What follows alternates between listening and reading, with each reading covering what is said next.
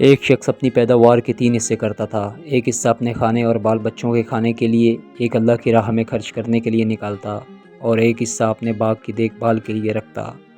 وہ ہمیشہ ایسا ہی کیا کرتا تھا، اس لیے اس کے کھیت میں اللہ تعالیٰ کی طرف سے بڑی برکت ہوتی اور اس کی کھیتی ہمیشہ سرسبز رہتی۔ اگر کبھی اس کے باغ کو سیراب کرنے کے لیے پانی نہ رہتا تو بادل کہیں اور برستے اور پانی ندی نالوں سے ہو کر اس کے ہاں آ جاتا۔ ایک مرتبہ کا واقعہ ہے، ایک آدمی جنگل میں سے جا رہا تھا۔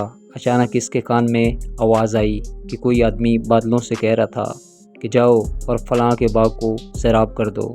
بادلوں کو حکم دینے والے شخص نے باغ کے مالک کا نام بھی لیا۔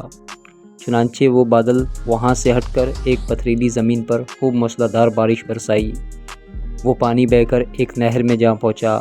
وہ نہر اس آدمی کے باغ میں آتی تھی۔ اب وہ آدمی جو جنگل میں بادلوں کا منظر دیکھ رہا تھا، وہ اس بہتے ہوئے پانی کے ساتھ ساتھ چل پڑا، یہ دیکھنے کے لیے کہ آخر یہ پانی کس کے باغ کو سیراب کرتا ہے، آخر یہ ماجرا کیا ہے اور یہ کس بزرگ کی کرامات ہیں۔ وہ آدمی نہر کے کنارے چلتا ہوا اس باغ تک جا پہنچا اور نہر سے ہو کر اب یہ پانی نالوں کے ذریعے اس کے باغ میں آنے لگا اور باغ کو سیراب کرنے لگا۔ اس باغ میں ایک بزرگ پانی کو ادھر ادھر بکھر گئے تھے تاکہ پانی پورے باغ میں پھیل جائے۔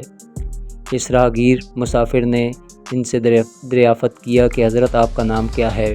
اس بزرگ نے وہی نام بتائے جو اس مسافر نے بادلوں میں سنا تھا۔ بزرگ نے پوچھا کہ بھائی، آپ میرا نام کیوں دریافت کر رہے ہیں؟ کہ آپ کو مجھ سے کوئی کام ہے؟ اس مسافر نے بتایا کہ میں جنگل سے گزر رہا تھا، وہاں میں نے ایک عجیب منظر دیکھا کہ کوئی آدمی بادلوں سے کہہ رہا تھا کہ وہ آپ کے باغ کو جا کر سیراب کر دیں۔ اس آدمی نے آپ کا نام بتایا تھا۔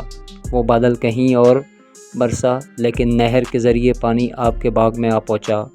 یہ عجیب و غریب منظر دیکھ کر اس کی حقیقت جاننے کے لیے اس بہتے پانی کے ساتھ ساتھ چلتا آیا کہ دیکھوں کہ وہ کیسے بزرگ ہیں جن پر یہ خاص نظریہ رحمت ہے۔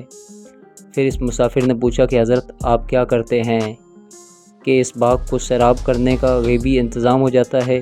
اس پر ان بزرگ نے بتایا، اس باغ سے مجھے جو کچھ بھی ملتا ہے میں اس کے 3 حصے کرتا ہوں۔ ایک حصہ اپنی اولاد کے لیے، ایک حصہ اللہ کی راہ میں خرچ کرتا ہوں اور ایک حصہ اس باغ کی دیکھ بھال کے لیے، اس لیے جب بھی میرے باغ کو پانی کی ضرورت ہوتی ہے جو قدرت کی طرف سے اس کا انتظام ہو جاتا ہے۔ عزیزو دوستو، سچ ہے جو اپنی حلال کمائی کا حصہ اللہ کی راہ میں خرچ کرتے ہیں وہ کبھی رائے گا نہیں جاتا ہے۔ بے شک اللہ بہترین بدلہ دینے والا ہے۔ اگر ہماری ویڈیو اچھی لگی ہے تو پلیز چینل کو ضرور سبسکرائب کریں تاکہ ہماری ہر آنے والی ویڈیو آپ کے پاس آئے۔ ہماری ویڈیوز دیکھنے کے لیے آپ کا بہت بہت شکریہ۔ خوش رہیں، آباد رہیں۔